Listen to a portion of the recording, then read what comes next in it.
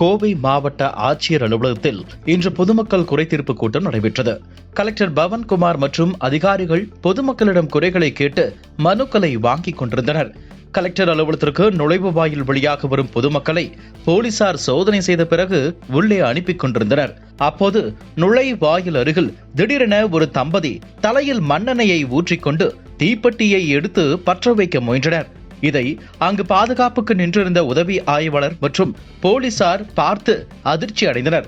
உடனே பாய்ந்து சென்று அவர் கையில் வைத்திருந்த தீப்பெட்டியை போலீசார் பறித்தனர். அப்போது அந்த தம்பதி தங்கள் ஊர் ஆலாந்துறை அருகே உள்ள கீழக்கவுண்டன் பாளையம் என்றும் அவர்கள் பெயர் வெங்கடாசலம் நாகமணி என்றும் தெரிவித்தனர்.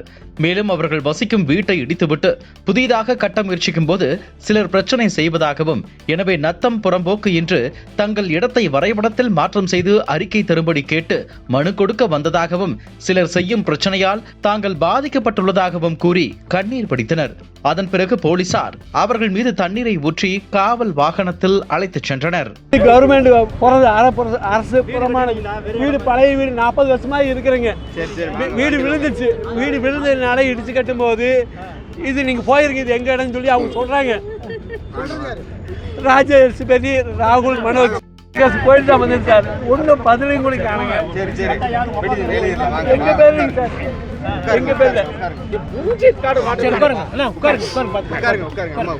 எங்களுக்கு நல்ல போட்டோ எடுத்து எங்களுக்கு